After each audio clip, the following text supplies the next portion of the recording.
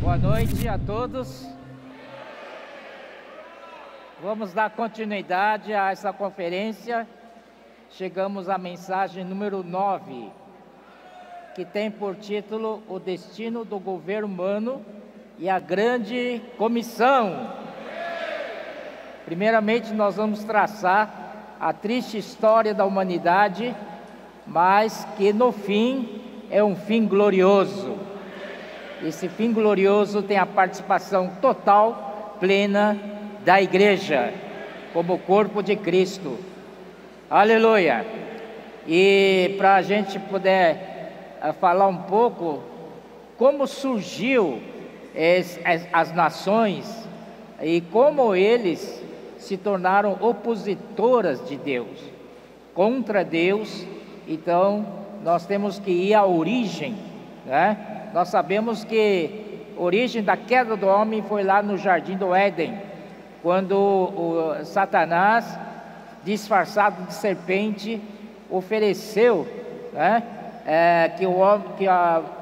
que o homem, né, mulher nesse caso, comesse do fruto do conhecimento do bem e do mal. E o Senhor tinha dito para eles não comer, claramente. E quando o Senhor fala uma palavra, é para nós obedecermos, custe o que custar. Nesse caso, né, a Eva, infelizmente, não guardou a sua posição de obediência a Deus e, enganado por serpente, tomou o fruto e comeu, e deu para o seu marido também comer. Aí foi o início da história da queda do homem. Então nós vemos que depois da descendência de Adão e Eva, nós temos, eles tiveram 2 filhos, Caim e Abel. Caim e Abel também são 2 linhas diferentes, né? O Caim, depois ele então fez uma oferta a Deus, assim como Abel também fez uma oferta a Deus. Mas Deus agradou mais da oferta, Deus agradou mais do Abel e da sua oferta. Essa é a ordem que a Bíblia fala. Primeiro é a pessoa, depois sua oferta, tá bom? Então quando nós ofertamos para o Senhor, vai primeiro a nossa pessoa. Então aí nesse caso, Abel foi agradável a Deus e o Senhor aceitou a oferta dado por Abel a Deus. Nesse caso, Caim, do seu labor na terra, ele fez de tudo, suor, cansaço, fadiga, e ele pensava que com esse sacrifício tudo, o fruto desse trabalho, o nosso Deus deveria se agradar. Mas, irmãos, aqui já começa um grande princípio para aprendermos. Nunca a obra é feita por nós. O homem não tem capacidade para fazer obra nenhuma. Tudo é feito por Deus. Nesse caso de Abel, ele ofereceu o quê? A gordura da sua ovelha, do animal, que é a melhor parte, né, do produto. Sabe que a gordura é coisa boa, né? É a melhor coisa. Tanto é que está acumulado nos animais. Então é sobra, é aquele que está sobrando, que é muita riqueza, né? Por isso, cuidado com gordura, tá? Ô Senhor Jesus. Aí, irmãos, e Deus se agradou da oferta de Abel, porque não havia nenhum trabalho assim, capacidade humana, e apenas seguiu, né, o evangelho que foi pregado pelo seu pai Adão, porque quando eles pecaram, eles então, quando Deus veio a eles, eles estavam escondidos. E eles então estavam com vergonha de aparecer nu diante de Deus. Ora, quem é que ensinou a eles que eles estavam nus? Não é verdade? Todo o tempo estava nu, agora ficou diferente? Isso é efeito de comer do fruto da árvore de conhecimento do bem e do mal, né? Então eles se esconderam e Deus então, eles fizeram um aventalzinho lá, um vestido de folha de figueira para tapar sua vergonha. Mas esse não é a maneira de Deus. O que Deus fez então? Fez matar o animal, tirou a pele desse animal e com essa pele de animal vestiu o homem, né? Adão e Eva. Isso significa que para nos justificar, né, a nossa justiça vem de Cristo. E esse animal tipifica o Cordeiro de Deus, que tira o pecado do mundo. Então, nesse caso, Deus então fez essa salvação para o homem, né, matando o animal, né, e com a sua pele vestiu o homem.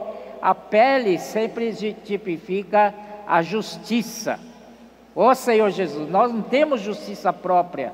Nossa justiça como que a Bíblia diz, é o trapo de imundícia.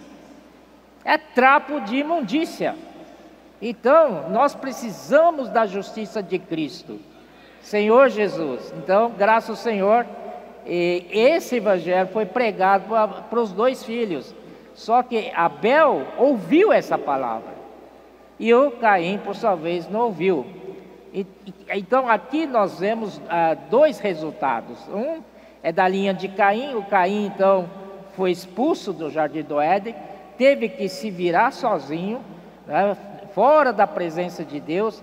Ele, então, ficou com medo de viver fora da presença de Deus, e ele falou: Deus, se alguém me encontrar, vai me matar. Então, Deus deu um sinal para ele, para que ele não seja morto, né? Deus ainda teve misericórdia dele. Mas a sua descendência foi totalmente uma descendência independente de Deus.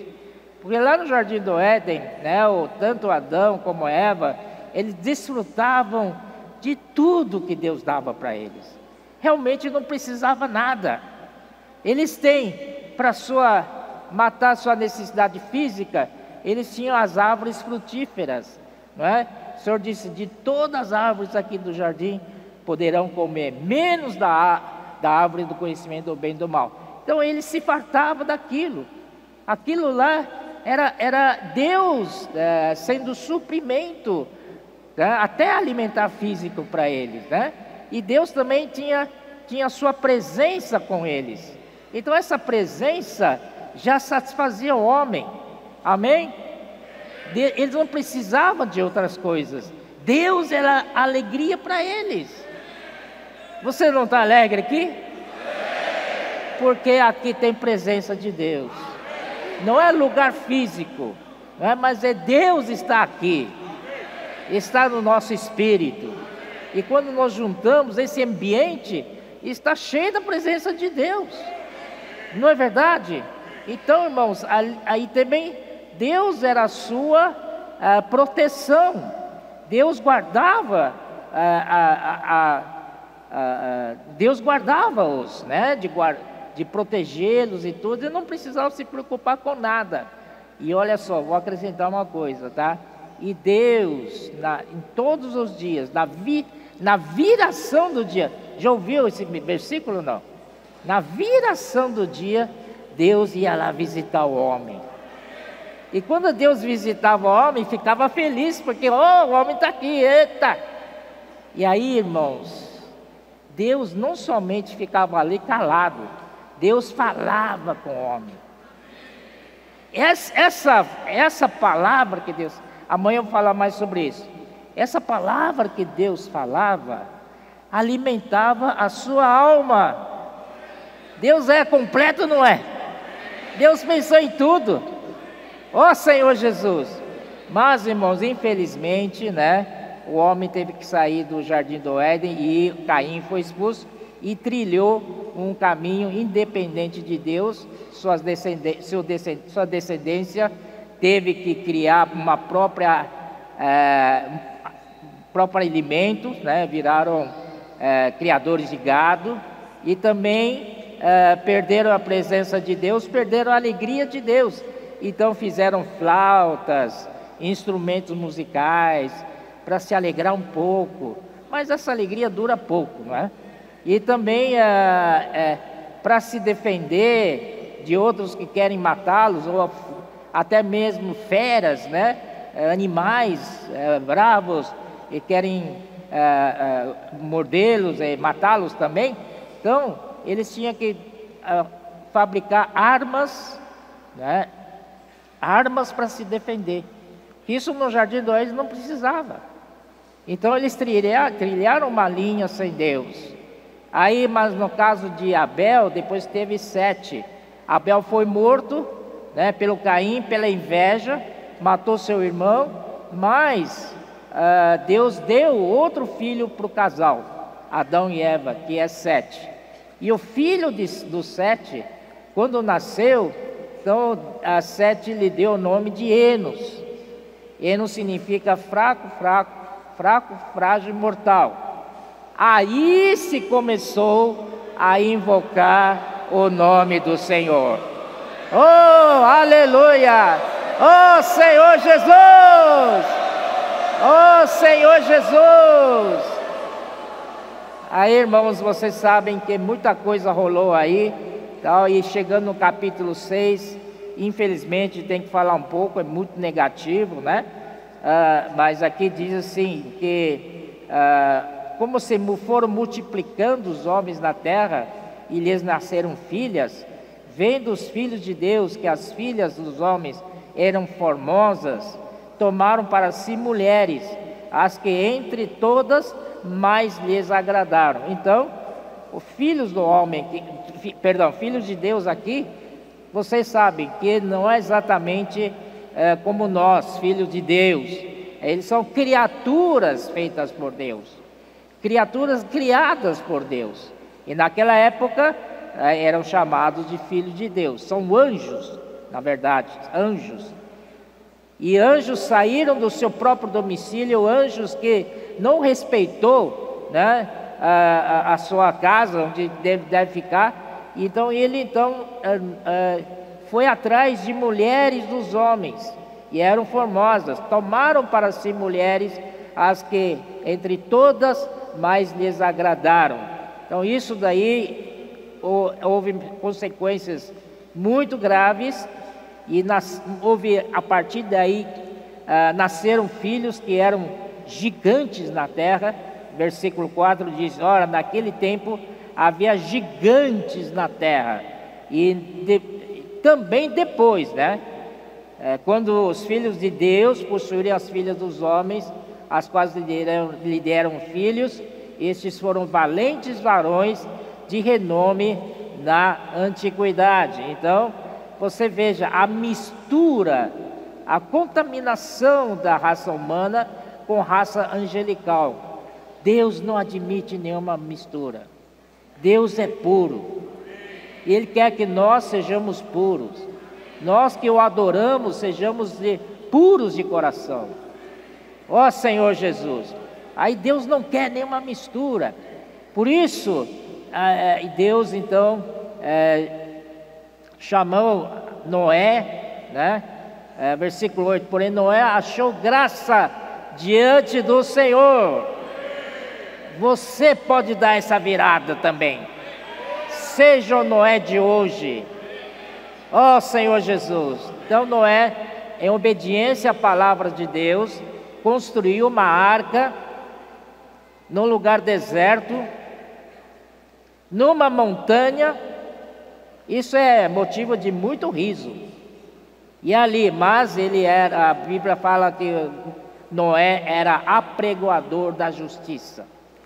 Ele não se importou com os bullying da época. Está construindo arca? Para que isso?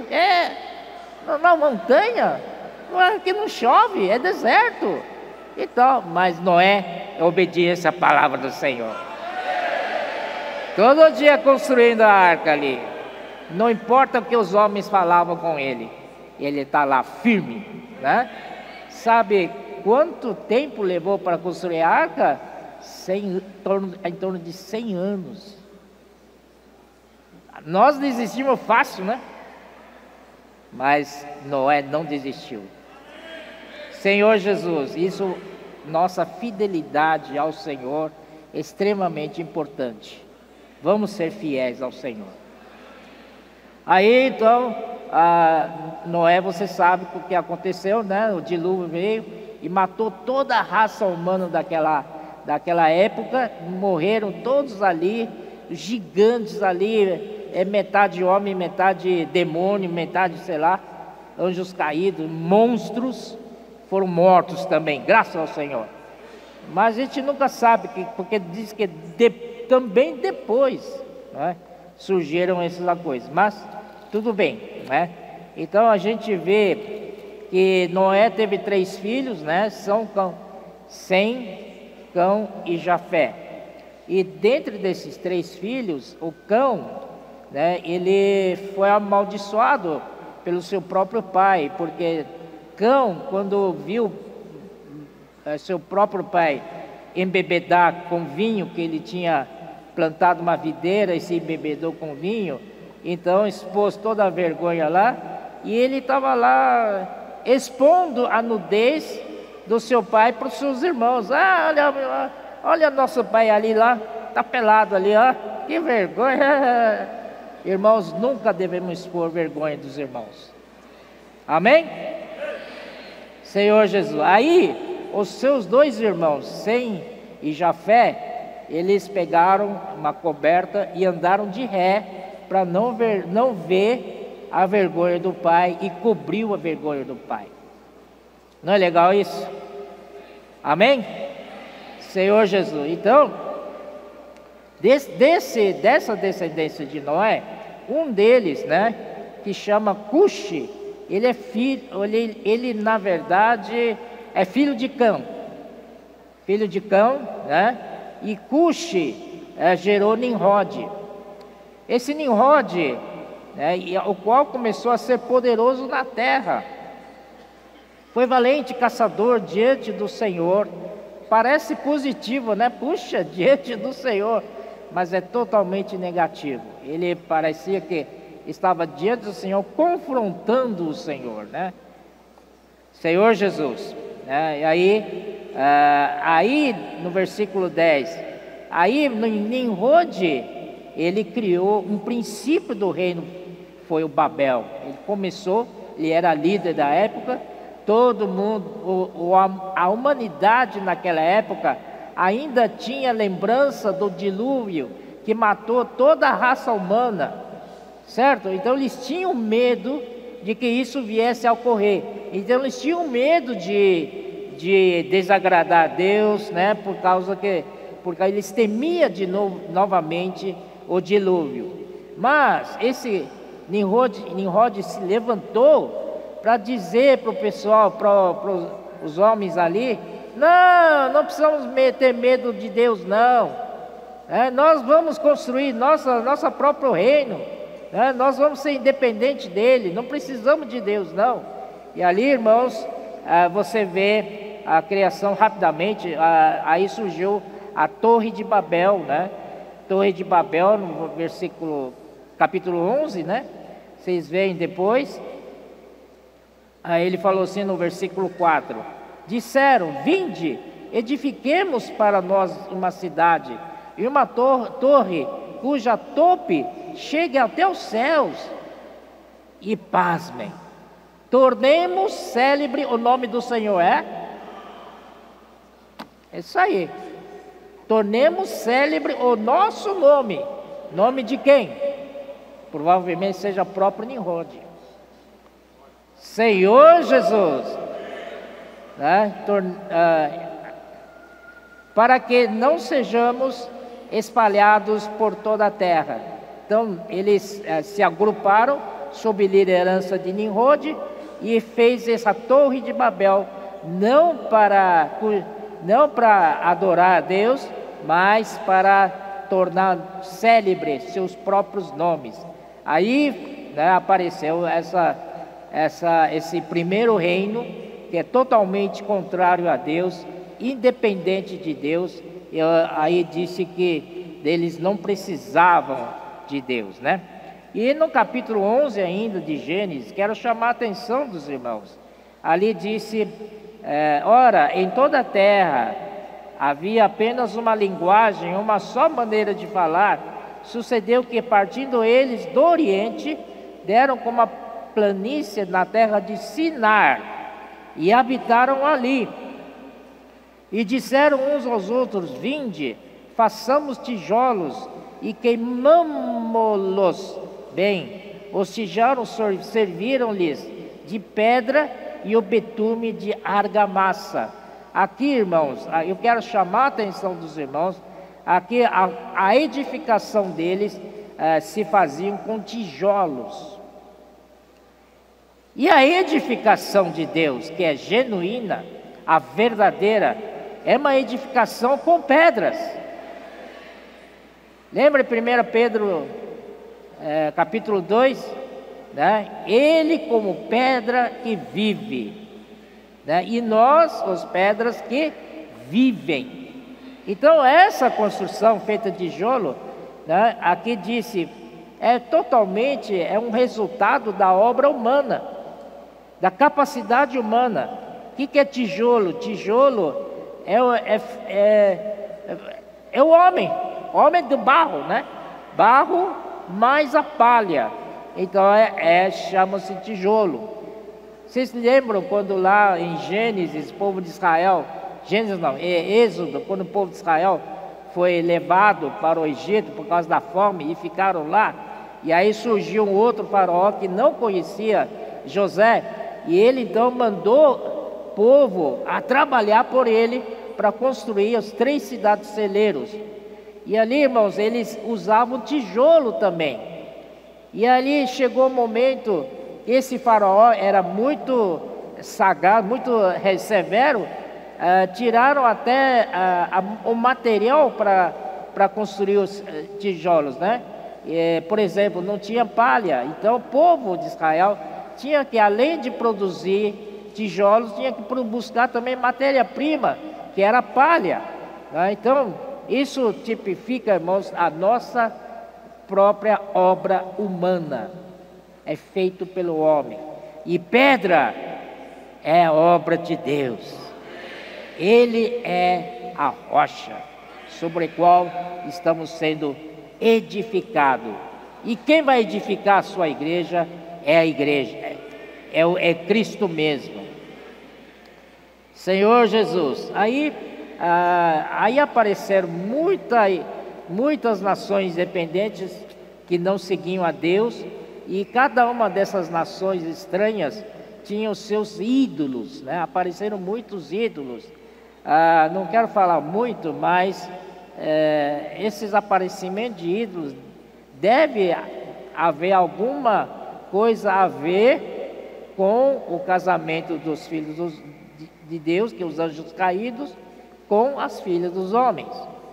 Que deve ter, né? Sei lá, porque em Êxodo, quando Moisés foi enviado pelo Senhor para falar com o faraó, libertar o povo, e ali na primeira praga, então Arão pegou a vara, todos os rios de Egito virou sangue.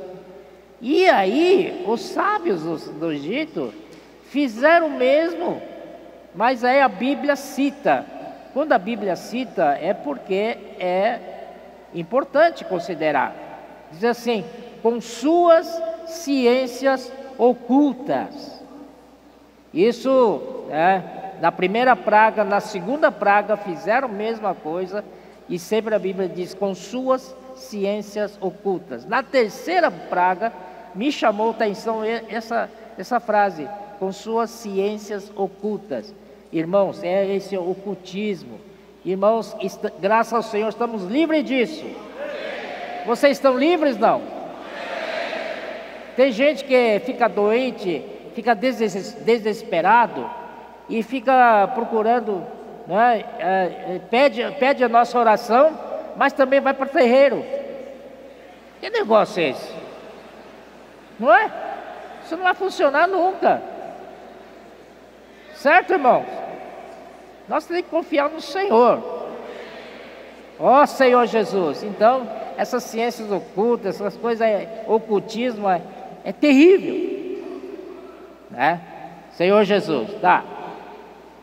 Aí, nesse mundaréu aí de nações idólatras, Deus finalmente chamou uma pessoa. E essa pessoa, irmãos, é o Abraão. Ele habitava no Ur dos Caldeus. E Ur dos Caldeus, uma terra cheia de idolatria, cheia de ídolos. Se não me engano, irmão Pedro falou que até o pai dele era fabricante de ídolos. Meu Deus do céu! Como é que o Senhor foi escolher uma família dessa? Mas Abraão, sabe por que Abraão, qual a característica do Abraão, porque Deus se agradou dele? Porque ele creu. Ele teve fé na palavra de Deus. Oh Senhor Jesus. E ele edificou altar para invocar o nome do Senhor. E depois vamos correr para lá em Romanos capítulo 4, vou mostrar para vocês. Paulo realmente é um ótimo escritor, excelente. Ele, aqui no capítulo 4, ele descreve muito bem quem é o Abraão. Capítulo 4, versículo 3 diz, vou rapidamente, tá? Pois que diz a Escritura, Abraão creu em Deus, e isso lhe foi imputado para justiça. Senhor Jesus. Aí que mais? Versículo 5, mas ao que não trabalha, porém crê naquele que justifica o ímpio, a sua fé lhe é atribuída como justiça. Senhor Jesus. Esses dias irmão Pedro falou muito da fé, não é? Lembra que não depende de quem corre, nem de quem quer, mas de Deus ter a misericórdia. Então, a salvação não é por obras, não é quanto que você corre ou você deixa de correr, não é porque você quer agradar a Deus, não existe isso. Para você ter a salvação, basta crer, não é? Ele falou ainda da eleição e predestinação de Deus, né? Alguns tinham uma corrente que diz que predestinação é Deus, predeterminação de Deus acabou, né? Não depende do homem, né? Então, se o homem é predestinado, pronto, não precisa fazer mais nada. Se é assim, então não precisa de ter SEAP, não é? Não precisa ter PAC, para quê? Está tudo predeterminado por Deus mesmo. Amém, irmãos? Aí entra um novo elemento, que é a fé. A fé. E por meio da eleição é segundo a presciência de Deus. Deus te preconheceu lá na eternidade. Então como é que é o negócio, né? Ele está predestinado e o outro não está predestinado. Não é. Depende da sua fé. Se você crê nele, você está predestinado. Não está? Predestinado para a filiação, para se tornar filhos maduros. Por isso que eu digo, irmãos, tudo é pela fé. Então, nós devemos sair e pregar o evangelho, adoidado. Quanto mais almas conquistarmos, melhor. Porque mais cedo ele vai conhecer que ele foi predestinado. E mais cedo ele vai ser salvo, mais cedo ele vai poder se tornar um filho maduro. Senhor Jesus, graças ao Senhor. E aí, também no capítulo 4, versículo 17, por Pai de muitas nações te constituir, perante aquele no qual creu, o Deus que vivifica os mortos. Rapaz, a sua fé é poderosa. Deus pode revivificar o morto por causa da oração. E chama à existência as coisas que não existem. Isso é fé. Não tem nada, mas de repente, pela fé, Deus faz existir as coisas que não existem. Graças ao Senhor. Aleluia. Então, isso aí é muito importante. E depois, nós vemos que aí, então Deus queria que através de Abraão tivesse uma descendência, tal como as estrelas do céu, tal como a areia da praia do mar. É muita coisa, não é? Você consegue contar as estrelas? Você consegue contar as estrelas? É a mesma pergunta que Deus fez com Abraão. Você consegue contar as estrelas? Assim será a sua descendência. Uma descendência celestial, a qual somos nós. E a outras, como a areia da praia do mar, se refere ao povo de Israel.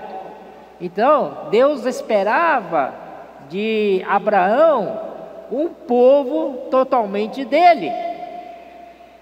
Senhor Jesus, porque Deus perdeu, não tinha nenhuma nação na terra que buscasse a Deus. Veja que situação triste, veja, né? Esse cenário triste. Deus, Criador do homem, no fim não ficou com nada. Por isso ele chamou Abraão. Aí de Abraão veio o seu filho Isaac, de Isaac gerou Jacó, e Jacó teve 12 filhos, 12 patriarcas. Então deles surgiu uma grande nação, que chama-se Israel. Ó Senhor Jesus, Deus ficou contente, né? Mas Israel foi lá para Egito, debaixo do domínio de Faraó e tal. Eles passaram lá 400 anos no Egito, e Deus não queria que eles ficassem no Egito para sempre.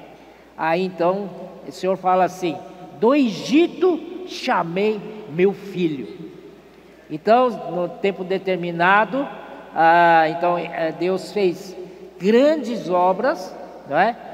Desbaratou Faraó, enviando Moisés e Arão para isso. E depois que saiu do Egito, o exército de Faraó ainda corria atrás deles para trazê-los de volta ao Egito. Mas o Senhor fez grande proeza no Mar Vermelho.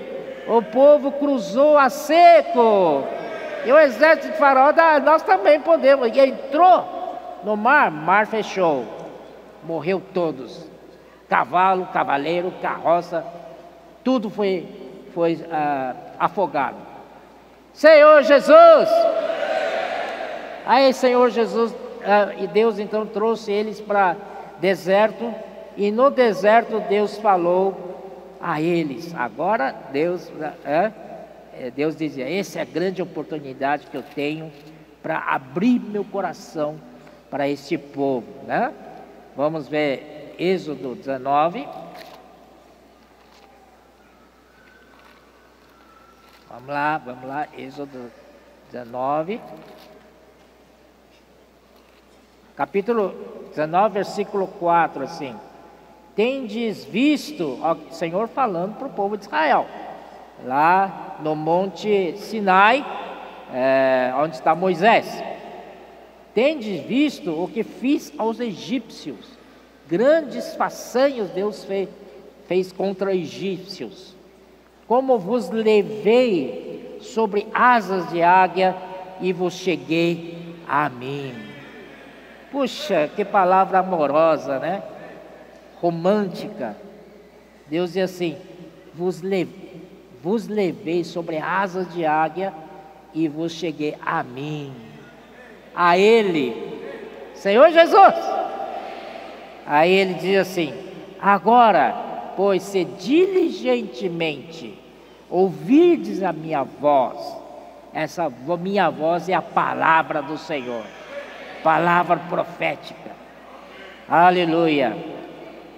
Então sereis, e guardardes a minha aliança, que é ouvir a palavra do Senhor e praticá-la. E então sereis minha propriedade peculiar dentre todos os povos, porque toda a terra é minha. Quando Deus escolheu um povo, e que nesta terra, então essa terra é do Senhor. Significa que Deus tem um reino que o representa aqui na terra. Deus tem uma representatividade na terra. E esse povo de Israel foi escolhida por Deus para ser um tipo de representante de Deus aqui na terra, representante do reino de Deus aqui na terra. Por isso que quando o Senhor viu isso, o Senhor disse: toda a terra é minha, porque eu tenho um reino aqui na terra. Não é maravilhoso, irmãos? Aí, irmãos, vocês sabem que o povo de Israel, muitos altos e baixos, né? Mais baixos do que altos, ofenderam a Deus. E mesmo, irmãos, vários reis passaram, né? Em Israel, reino de Judá, reino de Israel, todos os reis ali, irmãos, exceto alguns, muito pouquinhos, mas todos, né, mantiveram ídolos, né? Ídolos do alto, não sei o que e tal. Irmãos, isso desagradou a Deus muitíssimo. Esse representante do reino de Deus na terra, envolvido com ídolos, não é? Então, no fim, sabe o que aconteceu? O reino do norte de Israel foi levado cativo e espalhado nas regiões da Síria. E eles tomaram, reis da Síria, tomaram moradores de lá, não sei aonde que é, acho que na região da Mesopotâmia, para morar no lugar deles aqui em Israel. Por isso, o exemplo, Samaria. Por que judeus não gostam de samaritanos? Desprezam os samaritanos? Porque samaritanos é justamente o produto disso, que o povo de Israel foi lá no exílio e tal, né? E outros povos vieram para habitar em Samaria. Então, eles não são 100% judeus, eles não são puro sangue judeus. Então, era desprezado pelos judeus. Entenderam agora? Então, mas o próprio reino de Judá também não é lá essas coisas, porque foi levado em cativeiro para a Babilônia pelo rei Nabucodonosor. Aí Deus perdeu esse reino de Deus aqui na terra, perdeu a sua representatividade. E agora, irmãos, meus irmãos, né? Então é tão sério, irmãos, que vamos ver em segundo Crônicas, lá no último capítulo, acho que é 36, né? 36, ele diz assim, versículo 23: ali então o Senhor levanta um rei, chamado rei Ciro, um rei gentil, para então liberar o povo do cativeiro depois de 70 anos, para voltar para Jerusalém e reconstruir o templo, aleluia. E aí, irmãos, aqui, versículo 23 disse: assim diz Ciro, rei da Pérsia, o Senhor, olha essa, queria que vocês prestassem atenção esta expressão: Deus dos céus. Ué, Êxodo 19 não diz que toda a terra é minha? Agora, essa terra não é do Senhor mais. Que tristeza, irmãos, né? Deus dos céus.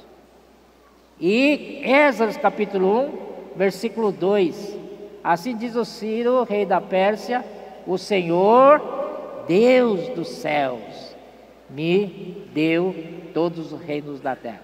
Quando o povo de Israel foi cativado no terreno dos outros, Deus perde o seu reino aqui na terra. É terrível, não é, irmãos? Aí, irmãos, aí no capítulo 5 de Esdras, também aparece assim, versículo 11: esta foi a resposta que nos deram: nós somos servos do Senhor dos céus e da terra, Senhor dos céus e da terra, e reedifiquemos a casa que há muitos anos fora reconstruído, a qual um grande rei de Israel edificou e a terminou. Mas depois de que nossos pais provocaram o Deus dos céus, ele os entregou nas mãos de Nabucodonosor. Depois, virando a página no versículo 9, outra vez aparece essa expressão, né? Para o holocausto, ao Deus dos céus. Versículo 10 também: sacrifício de aroma agradável ao Deus dos céus. Não é tão sério, irmãos. Aí depois veio Neemias. Neemias também, no capítulo 1, versículo 4, ele diz assim: tendo eu ouvido essas palavras, assentei-me e chorei, e lamentei por alguns dias, e estive jejuando e orando perante o Deus dos céus, e disse: Senhor, Deus dos céus, Deus grande e temível.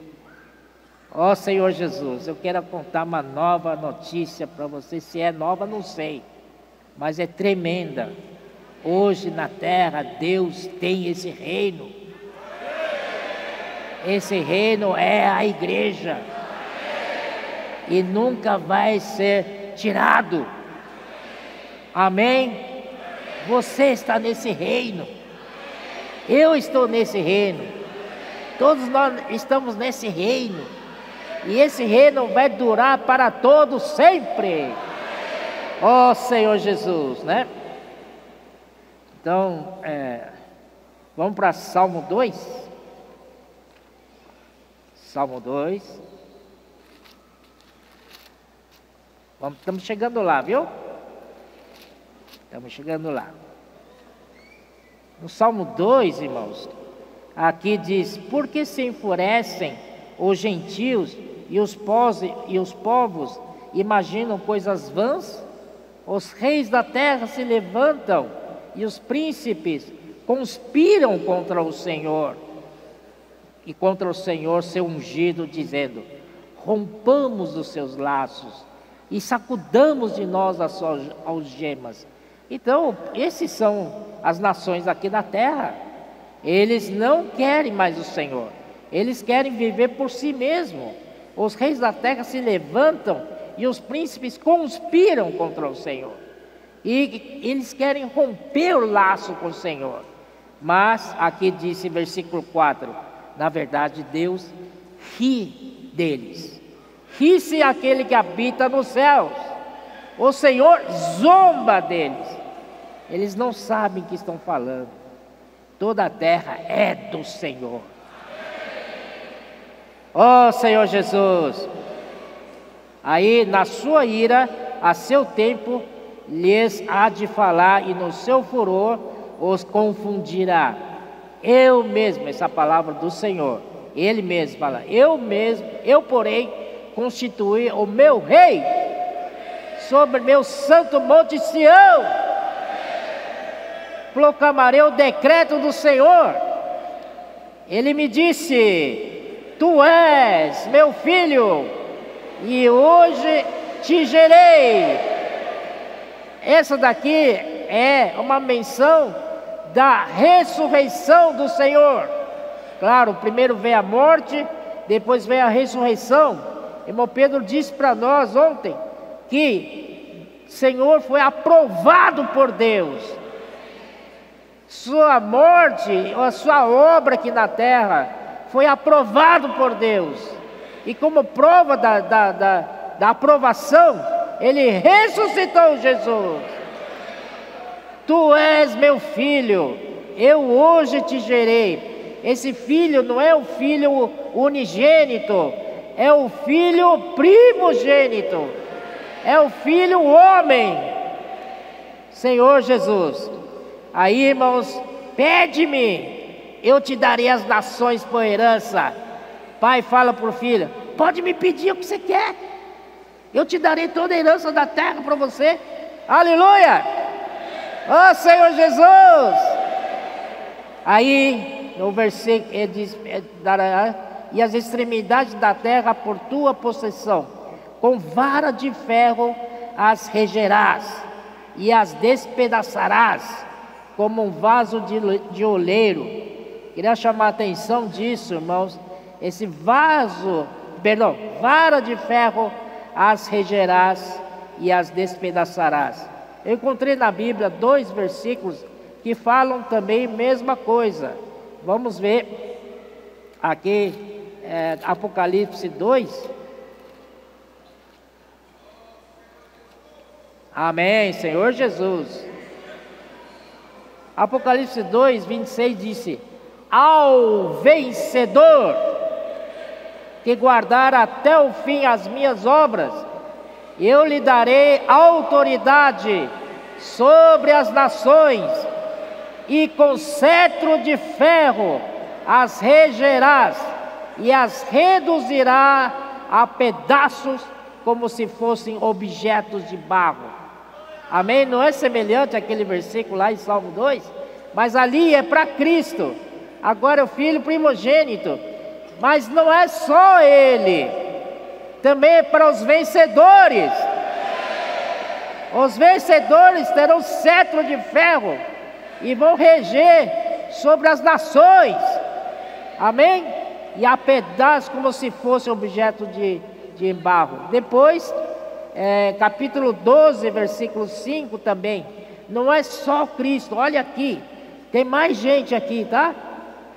Versículo 5: nasceu-lhe, pois, um filho varão, que há de reger todas as nações, com cetro de ferro. É o mesmo, é a mesma frase, mesma promessa, que há de reger as nações, mas isso é feito para filho varão. E quem são os filhos varões? Quem é filho varão? É um coletivo de vencedores. Vamos ser vencedores? Aleluia! Vencedor não precisa fazer nada, porque nós não temos capacidade de fazer nada. É só crer no Senhor, porque Ele que realiza as obras por nós. Aleluia! Nós só desfrutamos. E aí, esse filho varão foi arrebatado para Deus até o seu trono. No trono, irmãos, aí é bastante singular. Somente este versículo fala que o filho varão será arrebatado para Deus até o seu trono. E quem está no trono? Pai, mas Deus Pai. Mas quem mais está lá? Deus Filho, está à direita da majestade. Agora, irmão, se juntou a ele esse filho varão no trono. Então, imagina, no trono tem Deus Pai, Deus Filho e o filho varão, os vencedores. Aí ali, irmãos, acontece um casamento, né, entre Cristo e esses vencedores, representando a igreja. Aleluia!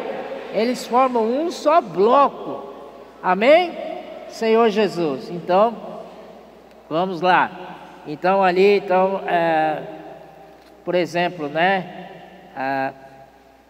Capítulo 14 de Apocalipse, diz assim: olhei e eis o Cordeiro em pé sobre o monte Sião, e com ele 144.000, tendo na fronte escrito o seu nome e o nome de seu pai.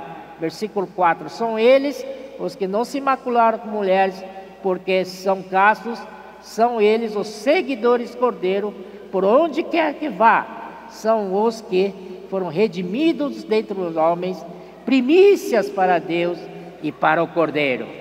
Amém? Então não é só Cristo, Cristo e os seus seguidores. Oh Senhor Jesus, que essa noite quero impressionar vocês. Vamos virar seguidores de Cristo.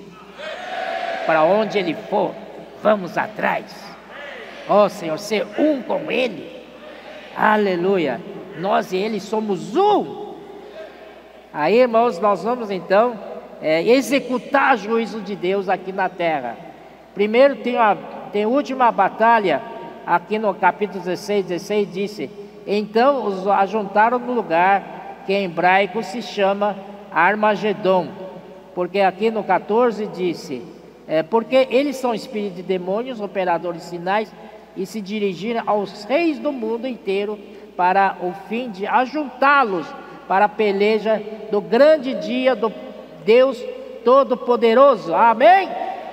Então, irmãos, é a nossa vez, juntamente com Cristo, totalmente casado com Cristo, somos um com Cristo. Vamos ajudar Cristo a derrotar exército de anticristo. E também outra parte, capítulo 14, versículo, deixa eu colocar aqui, versículo 19. Então o anjo passou a sua foice na terra e vindimou a videira da terra e lançou-a no grande lagar da cólera de Deus. E o lagar foi pisado fora da cidade e correu sangue do lagar até aos freios dos cavalos. Rio de sangue, tanta gente morta, né? Até os freios dos cavalos, numa extensão de 1.600 estádios. Quem fez isso é Cristo, mas só Ele, junto com seus seguidores. Aí por último, no capítulo 19, versículo 11 diz: vi o céu aberto, eis um cavalo branco, o seu cavalo se chama Fiel e Verdadeiro, e julga e peleja com justiça. Os seus olhos são chamas de fogo, na sua boca há muitas diademas. Tem um nome escrito que ninguém conhece senão ele, que está vestido com manto tinto de sangue, e o seu nome se chama Verbo de Deus. Vocês viram o cavalo branco aqui, né? E aqui, o cavaleiro montado nele, sabemos que é nosso Senhor Jesus Cristo. Agora, versículo 14: e seguiam-no,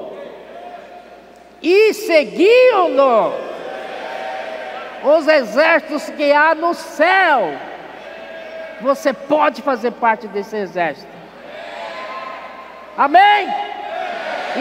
Estamos aqui nessa conferência fazer parte desse exército, e não menos que isto. Amém?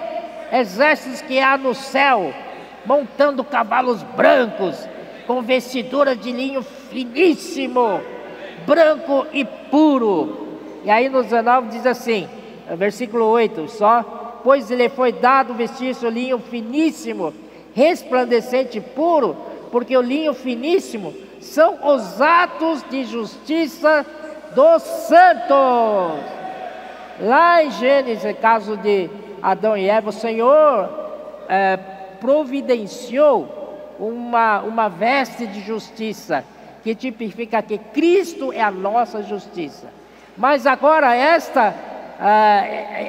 a segunda veste, nós é que temos que bordar, nós que temos que costurar.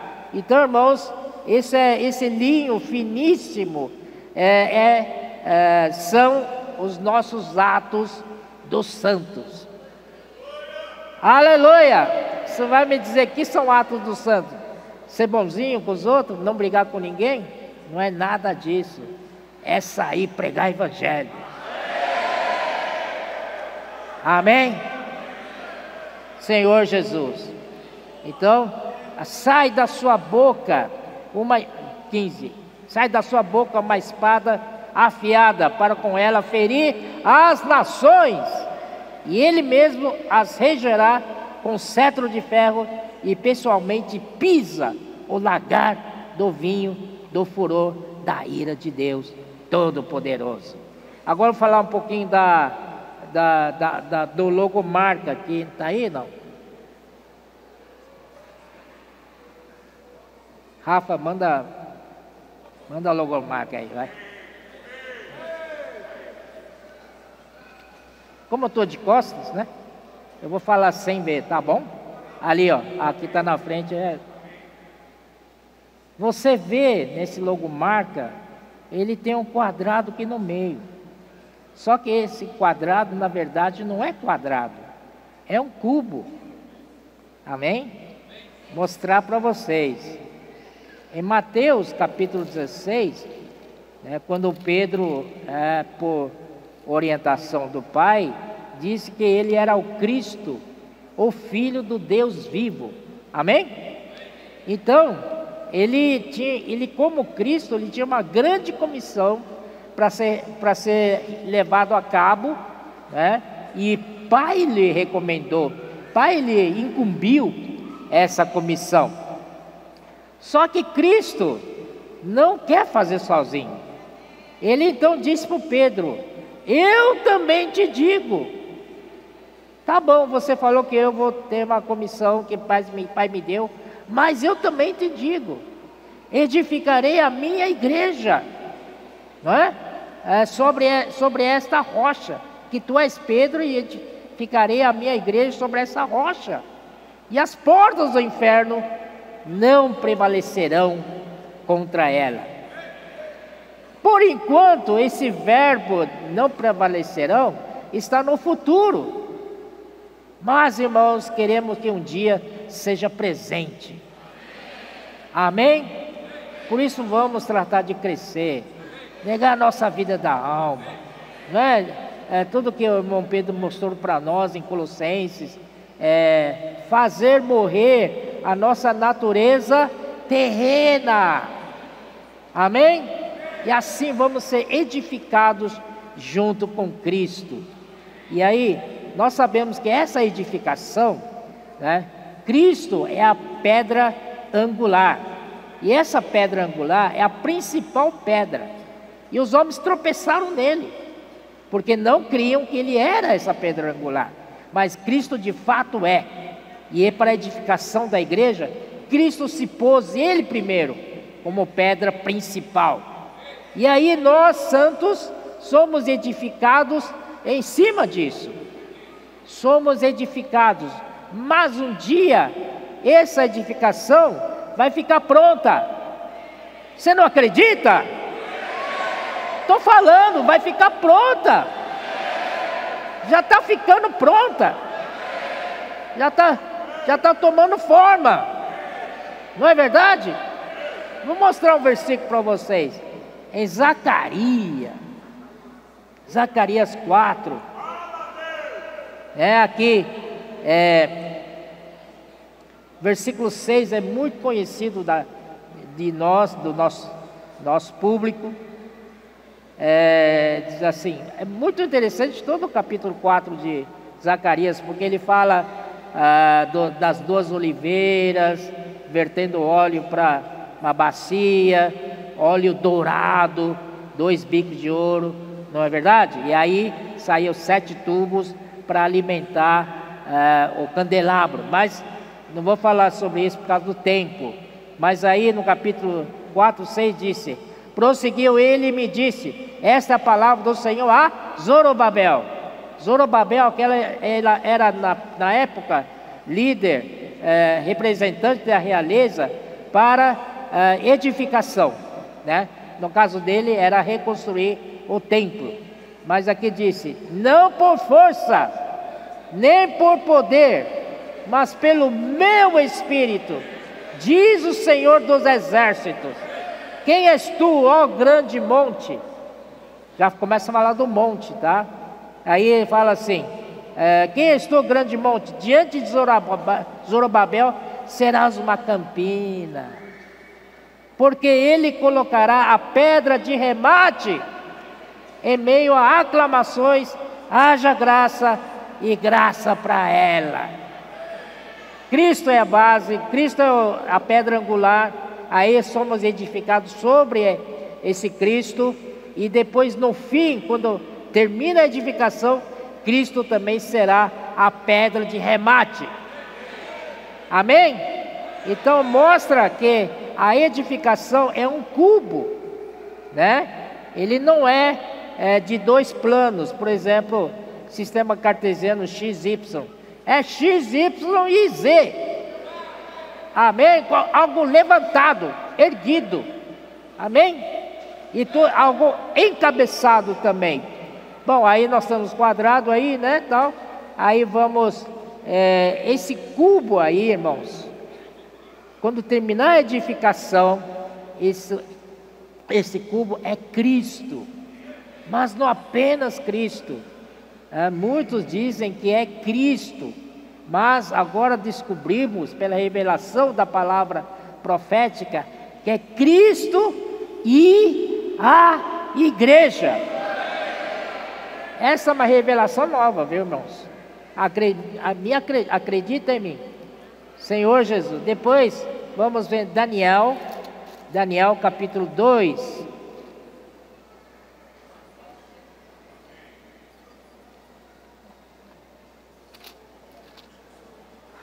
Daniel capítulo 2, versículo 31. Ele fala do sonho que Nabucodonosor teve e ninguém conseguiu interpretar. Então aí lembraram de Daniel, que era interpretador de sonhos. Então Daniel foi interpretar esse sonho de Nabucodonosor.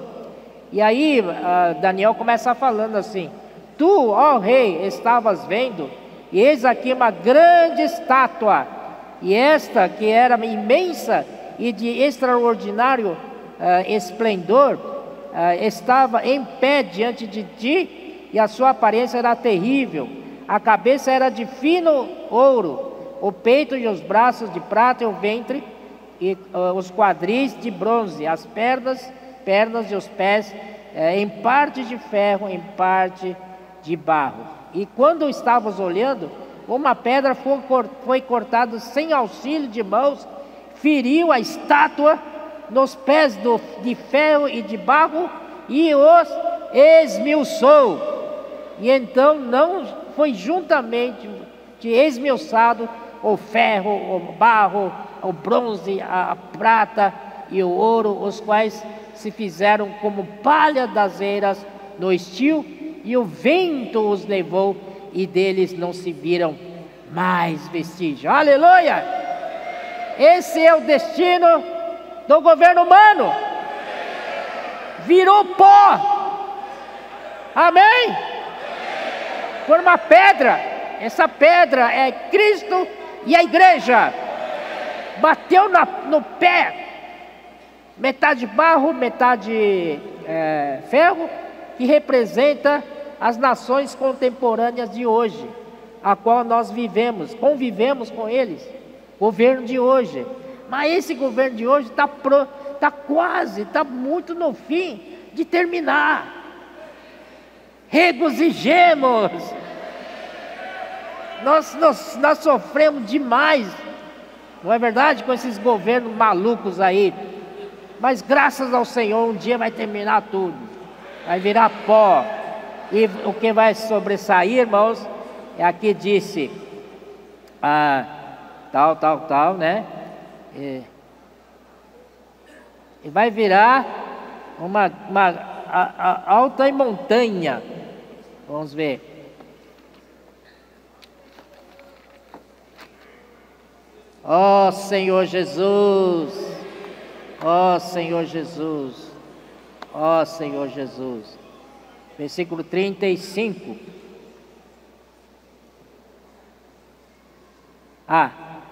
35, né? E deles não se viram mais vestígios. Agora essa continuação. Mas a pedra que feriu a estátua se tornou em grande montanha e que encheu toda a terra. Cristo, a igreja, vai virar uma grande montanha e encheu toda a terra. O Pedro falou de plenitude, é isso aí, irmãos. Vai preencher tudo, não vai deixar nada sem preencher. Não vai ter ausência da presença de Cristo, a igreja.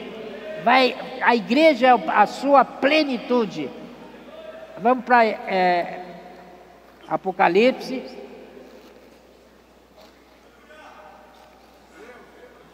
Amém. 21:10. E me transportou em espírito até a uma grande e elevada montanha, e me mostrou a santa cidade, Jerusalém, que descia do céu da parte de Deus. Olhe para o logo, não é parecido? Aquele cubo, né? Rolou e virou uma grande montanha, que é o triângulo, né? Ó Senhor Jesus, né? E aí, versículo 16 disse: a cidade é quadrangular, de comprimento e larguras iguais, e mediu a cidade com a vara até 12.000 estádios. O seu comprimento, largura, não é só largura, é altura também, são iguais, portanto é um cubo. Amém? Aí, irmãos, aí nós vemos aqui, capítulo 22. Então me mostrou o rio da água da vida, e brilhante como cristal, que sai do trono de Deus e do Cordeiro. Ó Senhor Jesus, o trono de Deus está no topo. Amém? Graças ao Senhor. Então, não tenho tempo mais, faltam 5 minutinhos, vamos lá para a grande comissão. Aí eu já termino rapidinho, tá bom? Tenha paciência, meus irmãos. Aí no capítulo 28 de Mateus, a grande comissão, o Senhor disse, versículo 18: Jesus, aproximando-se, falou-lhes dizendo: toda a autoridade me foi dada no céu e na terra. Ide, portanto, fazei discípulos de todas as nações, batizando-os em nome do Pai e do Filho e do Espírito Santo, ensinando-os a guardar todas as coisas que vos tenho ordenado. E eis que estou convosco todos os dias, até a consumação do século. Irmãos, nós temos toda a autoridade nos céus e na terra. Você tem medo de quê? Vamos cumprir essa comissão. Ide, portanto, fazei discípulos de todas as nações. Irmãos, você não precisa ter medo, você tem a autoridade te dando respaldo. Você tem costa quente. Não tenha medo.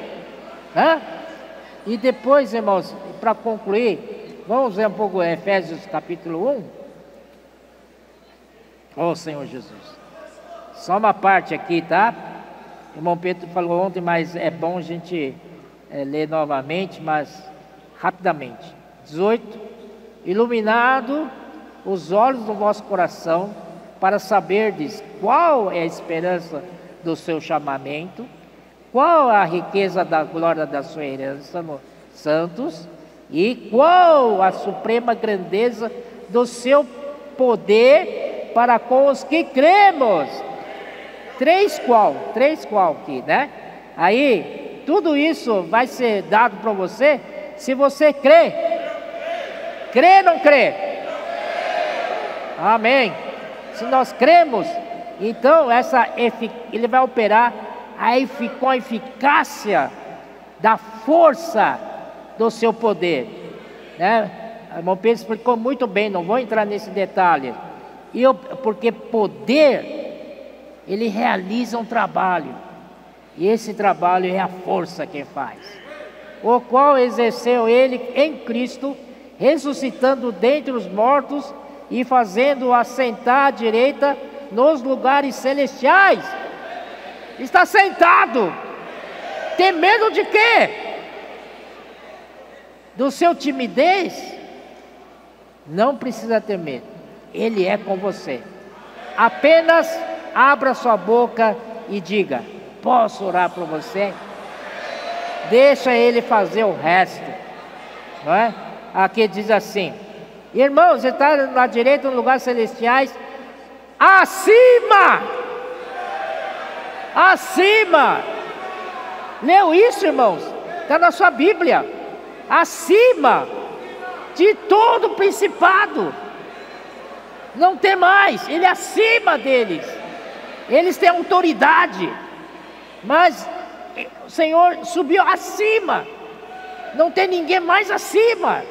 Acima de todo principado, acima de todo poder, acima de toda potestade e de todo domínio, acima de todo nome que se possa referir não só no presente século, mas também no vindouro.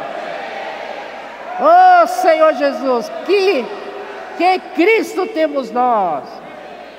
E depois, irmãos, esse Cristo, né?